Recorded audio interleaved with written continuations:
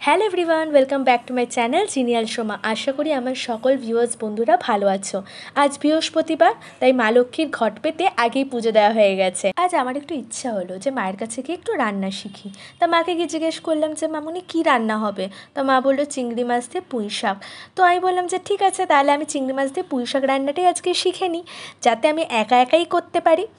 তো এখন চিংড়ি মাছটা ভাজা হচ্ছিল, নুনটাও মা দিয়ে দিল, হলুদটাও মা দিয়ে দিল, আবার পাঁচফোড়নটাও মা দিয়ে দিল। মানে আমাকে একটুও বিশ্বাস করে না। আমার খুব দুঃখ হয় এই কারণে যে আমাকে, তোমার এত ভয় মামুনি, আমাকে তুমি বিশ্বাস করো না। কি বলবো, এই দুঃখ আমি রাখবো কোথায়? যাই হোক, তাই মাকে বারবার জিজ্ঞেস করছিলাম যে পুঁই শাকটা কোথায়, পুঁই শাকটা কোথায়। মানে এটা পুঁই শাক, এটা তো সবজি। সবজিগুলো দিবি, যাবে তো পুঁই শাকগুলো করে যাবে না, তুই সব কিছু করবি রান্না। আর বলবো, বৃহস্পতিবার আমার প্রেস্টিজটা পুরো পাঞ্চার করে দিল তোমাদের সামনে। কি বলবো আর বলো।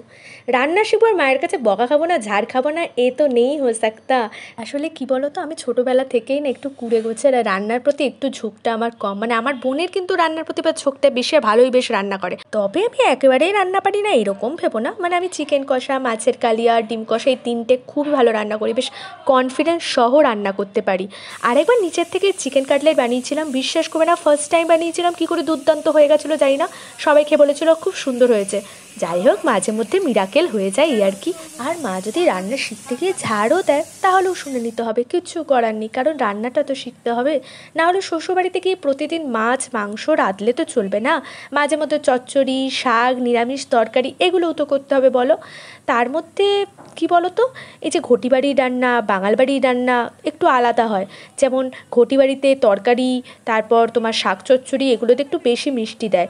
আর আমরা বাঙাল, আমরা তো একটু ঝাল খেতে বেশি ভালোবাসি। বাঙাল মাইয়া বলে কথা, জাল তো বেশি খামু। তা তোমাদের মতে কারা ঘটি আর কারা বাঙাল অবশ্য কমেন্ট করে জানিও। আর এই ঘটি বাঙালের ঝগড়াটা না বেশ মিষ্টি, যেটা দীর্ঘদিন ধরে চলছে। আর আমার মনে হয় দীর্ঘদিন ধরে আমাদের নেক্সট জেনারেশনে বোধহয় দেখতে পাবে।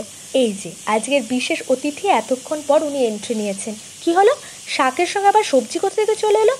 এই যদি আমি বলতে যাই যে শাকের সঙ্গে সবজি কোথা থেকে চলে এলো, অমনি আমাকে শুনিয়ে দেবে তুই রান্নার ব্যাপারে বেশি বুঝিস। ছাড়ো, যা চলছে চলতে দাও। রান্না করতে এসছি আর আমার হাতে না ছেড়ে নিজেই নুন দিয়ে দিচ্ছে, চিনি দিয়ে দিচ্ছে, হলুদ দিয়ে দিচ্ছে। আমাকে যেন একটুও বিশ্বাস করে না। তারপর নিজেই আবার খুন্তি দিয়ে নাড়তে শুরু করে দিয়েছে। আর রান্না না করলে বলবে আজকে রান্নাটা কর না রে। যেই করতে যাবো অমনি বলবে ছাড় ছাড়, সর সর, আমি করছি। উফ, এই হচ্ছে আমাদের বাঙালি মায়েদের প্রবলেম। করলেও প্রবলেম, না করলেও প্রবলেম।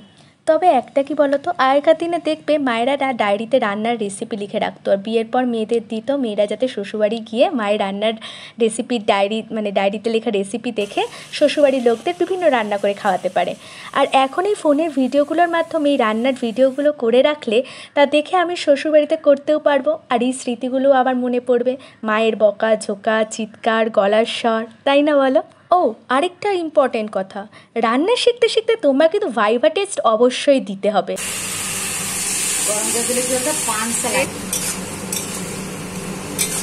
তা জল গরমটা কেন করে বলতো, তাড়াতাড়ি হয়ে যায়। হ্যাঁ, নাহলে জল পানসাও লাগে, সিদ্ধ হতে টাইম লাগে। হ্যাঁ, তারপরে পাঁচ ফোড়ন দিলাম, লঙ্কা কিছু দিলে, লঙ্কা দিয়েছি আর পাঁচ ফোড়ন দিয়েছি। দেখলে আমার কেমন ভাইভা টেস্ট নিয়ে নিল। জল গরমটা কেন করে বলতো? আশা করি মনে হয় ঠিকঠাক উত্তর দিয়ে দিয়েছে। জল বেরিয়েছে, পালং শাক পুঁই শাক জল বের।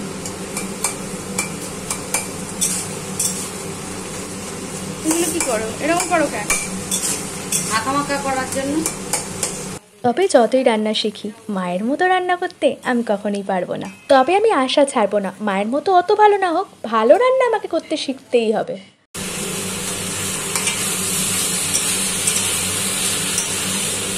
চালগুড়ি, চালগুড়িটা কেন দেয়? কেন দেয়? যাতে জল না কাটে, পানসা না হয়, জিনিসটা এবেলা তরকারিটা ওবেলা যাতে নষ্ট না হয়। কেন পুঁই শাক পালং শাক জল কাটে, এর জন্য চালগুড়িটা দেয়, জলও বেরোবে না, পানসাও হবে, এর জন্য চালগুড়িটা দেয়। এই ছিল আজকে রান্না শেখার ভিডিও। তো মোটামুটি খুবই সোজা রান্না ছিল, আমি বেকার বেকার ভয় পাচ্ছিলাম।